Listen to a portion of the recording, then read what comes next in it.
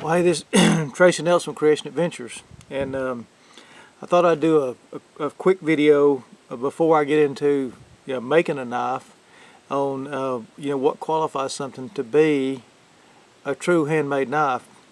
And I'm not an expert on that, but I want you to say anything that you put your hands to and you customize or whatever. To me, you've it's you that's done the work. It's your hands and your mind that's put into it. So to me, it qualifies as being handmade, and it may it may be something as simple as taking something that I'm going to show you how to do, taking a utility knife and repurposing it into like a hunting, fishing, or outdoor knife. And so that's what this video is going to be on.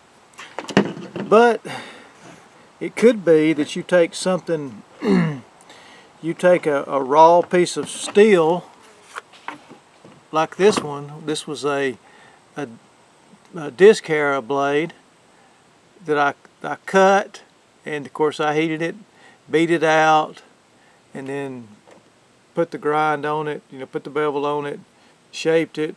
And then this is black walnut that I personally cut and harvested myself and made these slab handles. And so I really didn't buy anything for this except these brass pins that are in there. And so some people would say, well, this only qualifies as a true handmade knife because you did everything. You made the blade, and you harvested the wood and all that. And then of course I built the leather sheath, or made the leather sheath, but I didn't make that leather. I had to buy that leather, in order to make that sheath. And I bought the thread, and I bought the the screw down here, the Chicago screw, and then that rivet. So some people say, well, you didn't make everything on that one. That's true. All right.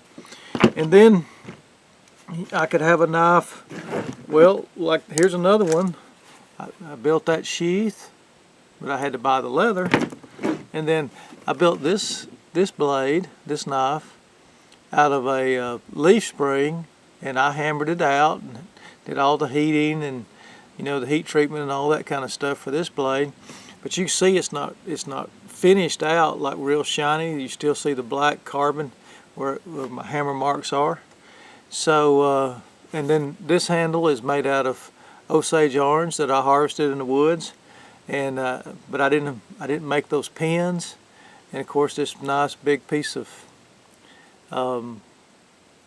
brass, I'm not sure, I think that was a solid piece of brass, and I did have to cut and shape that blade. So I would say that's a custom, that's a handmade knife.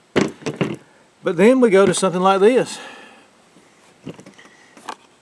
I did cut that wood. That's Osage orange. I did not buy that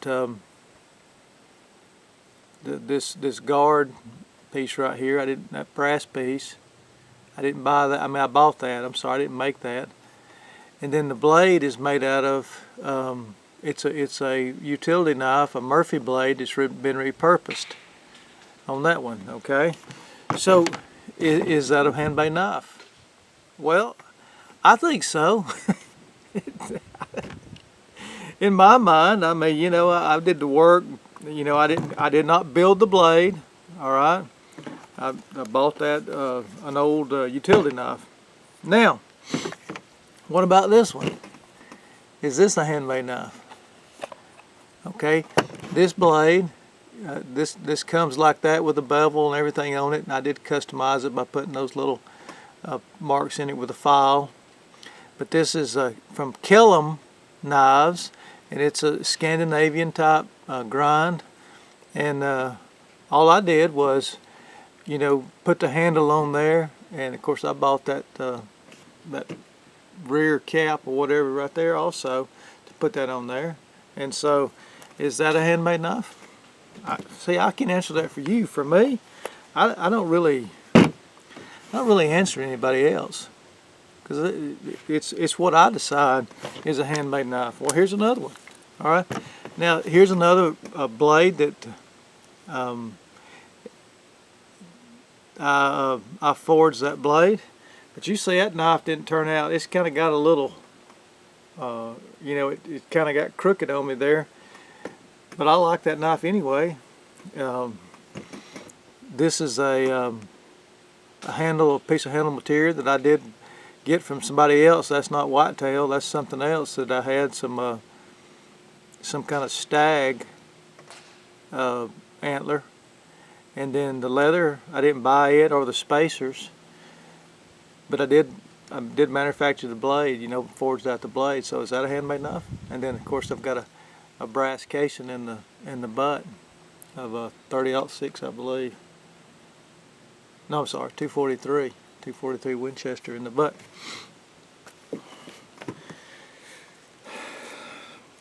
So what I'm going to say to you is that if you want to make yourself a knife that you can carry into the woods on your hunting and fishing excursions or whatever you're doing, it's up to you.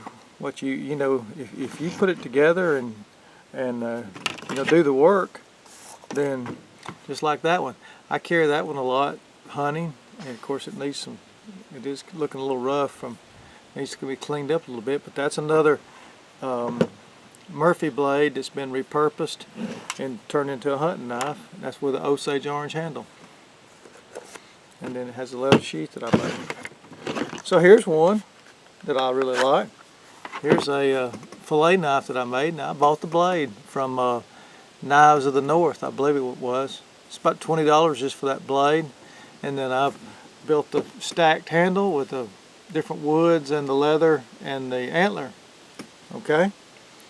And then I modified the butt plate on that one. That was really a part of a snap, and I ran out of those butt plates. Well, here's another one. So this is another Kellum knife blade, and it's a stacked leather handle knife with a on the butt is a piece of Osage orange, and of course it has a little butt plate in the back. Is that a handmade knife? It is to me. Okay, and then here's one I'm working on right now. I got to finish it out, get it sanded, and put some sealant on it to keep it from, you know, waterproof, and then put the edge on there, sharpen it up, and build a sheath, and that was ready to go hunting.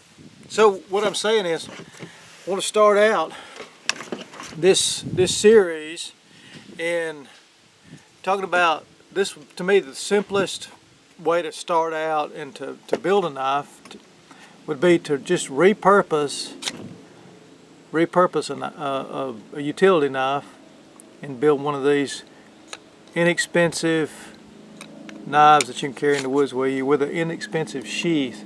That you probably got some of this laying around your house if you've ever had any plumbing problems, because all that is a piece of PVC pipe that's been repurposed and made a knife sheath. And if you watched any of my videos when I'm fishing, a lot of time, or whatever, you'll see this knife hanging on my belt,